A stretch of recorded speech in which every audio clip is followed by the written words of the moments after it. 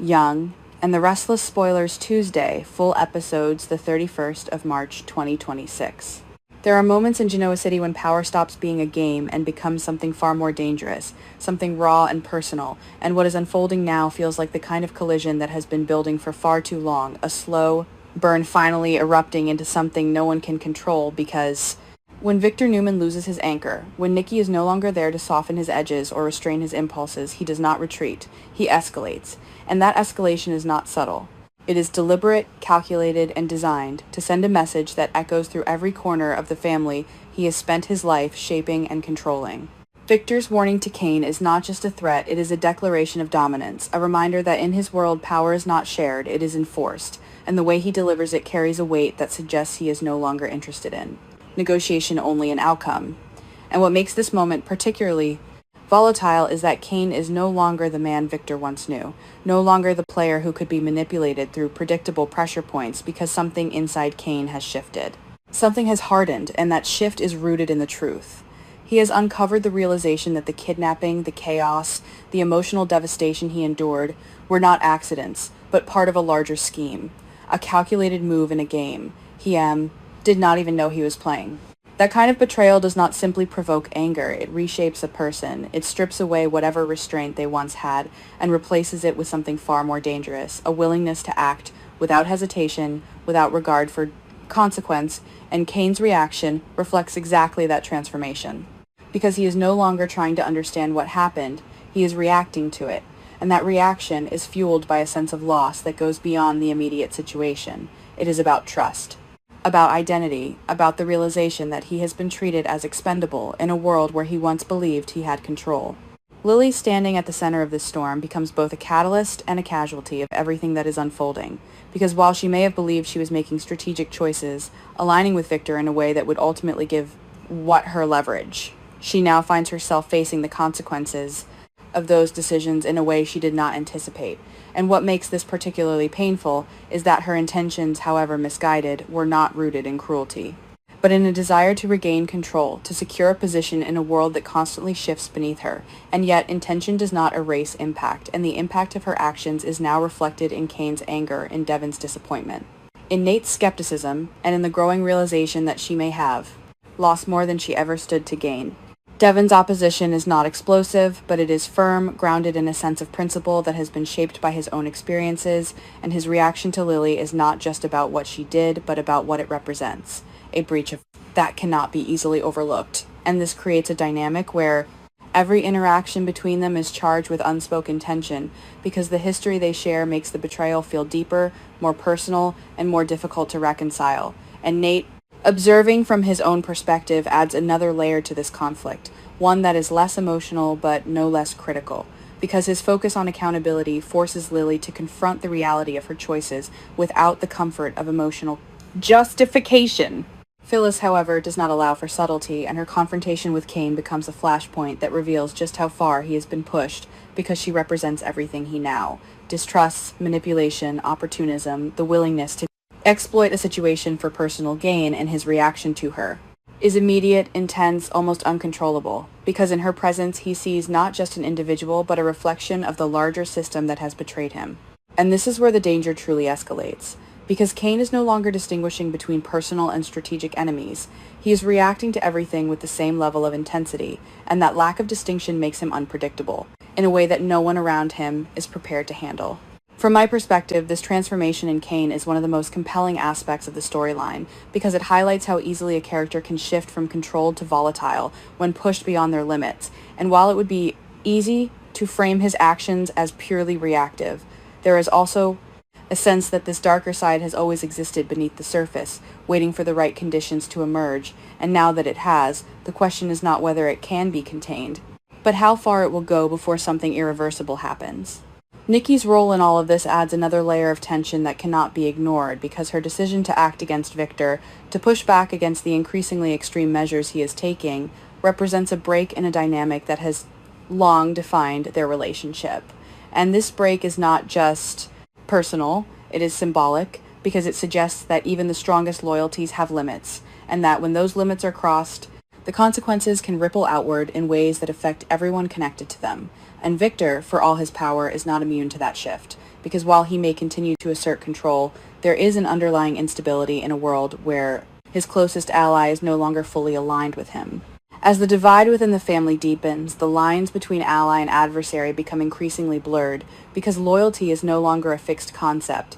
It is something that shifts, depending on perspective, on circumstance, on the choices each character is forced to make, and this creates a narrative environment where conflict is not just external but internal, where every decision carries weight, and where the consequences of those decisions extend far beyond the immediate moment. The confrontation between Victor and Kane, the fallout between Lily and Devon, the tension between Kane and Phyllis and Nikki's growing defiance all feed into a larger sense of inevitability, because it feels as though everything is moving toward a point where the pressure can no longer be contained, where something will break, and when it does, the impact will not be isolated. It will affect every character involved, reshaping their relationships, their motivations, and their understanding of themselves. And perhaps that is the most unsettling aspect of this entire arc, the realization that no one is truly in control. Not Victor, not Kane, not even Lily, because control in a world like this is always temporary, always fragile, and as the tension continues to build, the question is not just what will happen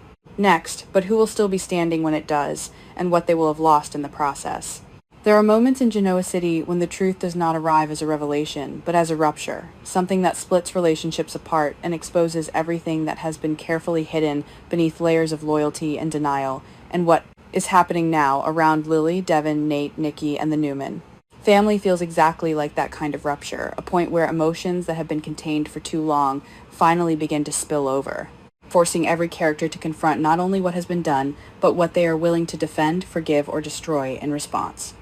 Lily stands at the center of this emotional storm, not as someone in control, but as someone being pulled in multiple directions at once, because after her separation from Kane, she has already lost one anchor in her life, and now she is forced to face Devon and Nate, two men who represent both her past and her moral compass, and their concern for her is genuine, but it is layered with something else, something sharper, something closer to anger. Because the situation they are stepping into is not one of simple misunderstanding, but one of calculated decisions that have placed not just Lily, but Maddie and Charlie, in a position that feels dangerously close to manipulation. Devon's reaction is particularly intense because it is shaped by a sense of responsibility that he feels he has already failed to uphold, and the fact that he followed a lead, leaving Abby and Dominic vulnerable so soon after the kidnapping incident, creates a layer of guilt that now amplifies his response to what he sees in Lily's actions, and when he realizes that Lily and the twins have been involved in something that resembles a game, a calculated move, rather than a reaction.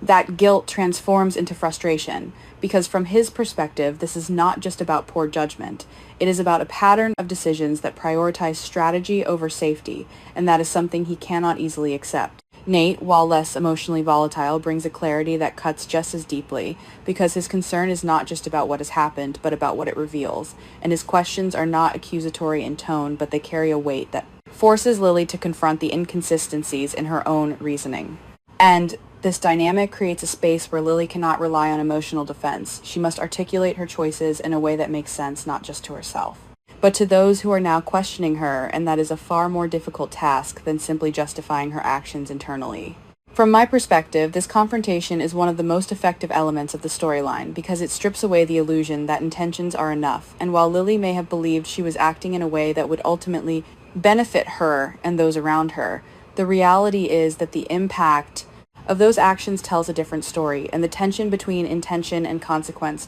becomes the driving force of her conflict, forcing her to confront a version of herself that she may not fully recognize. At the same time, across another part of Genoa City, a different kind of conflict is building, one that is less about individual decisions and more about the foundations of a family that has long been defined by power and control, because Nikki's anger toward Victor has reached a point where it can no longer be contained. And this is not a fleeting reaction. It is the culmination of a pattern of behavior that she has tolerated for far too long. And the realization that his actions are becoming increasingly extreme, increasingly reckless, pushes her toward a decision that could redefine her relationship with him entirely. Nikki's position is particularly compelling because she is not simply reacting to one event. She is responding to a series of choices that have gradually eroded her ability to justify Victor's behavior. And while she has always been able to navigate his darker tendencies with a combination of loyalty and pragmatism, there is a sense that she has reached a limit, a point where continuing to support him would mean compromising something fundamental within herself. And this internal conflict creates a tension that is both personal and moral because it forces her to choose between the man she loves and the principles she can no longer ignore. Victoria, however, represents the other side of that divide, and her unwavering defense of Victor introduces a dynamic that is both familiar and deeply unsettling because it reflects a loyalty that is absolute, one that does not waver even in the face of actions that others would consider indefensible. And this creates a potential for conflict that goes beyond disagreement, because it is rooted in fundamentally different interpretations of what it means to protect a family. And while Nikki sees Victor's actions as something that must be challenged, Victoria sees them as necessary, as part of a larger effort to preserve a legacy that she believes is worth any cost. This difference in perspective sets the stage for a confrontation that feels inevitable,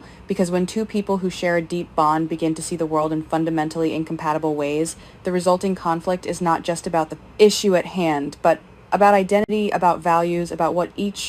all of them is willing to accept or reject, and from a narrative standpoint, this is where the story gains its greatest emotional weight. Because it transforms a disagreement into something much more personal, something that has the potential to fracture even the strongest relationships. Victor at the center of this remains a force of will that refuses to bend, and his determination to protect his legacy, to maintain control over the world he has built, drives him to take actions that others may see as extreme, but which he views as necessary, and this conviction is what makes him both formidable and dangerous, because it leaves little room for compromise, little room for reflection, and as those around him begin to push back, the tension between his vision and their resistance becomes increasingly volatile. As these storylines begin to intersect, the sense of inevitability grows stronger because it feels as though every character is moving toward a point where they will be forced to make a choice that cannot be undone, whether it is Lily, confronting the consequences of her decisions, Devin and Nate, deciding how much they are willing to forgive Nikki, choosing whether to stand with or against Victor or Victoria, defending a position that may isolate her from those she cares about. And in that convergence, the true nature of the conflict becomes clear, because it is not just about what has happened, but about what each character is willing to become in response. And perhaps that is the most compelling aspect of this entire arc, the realization that there is no clear path forward, no resolution that satisfies everyone, only a series of choices that will shape the future in ways that are impossible to fully predict. And as the tension continues to build, the question is not just what will happen next, but how far each of these characters is willing to go when everything they believe in is put to the test.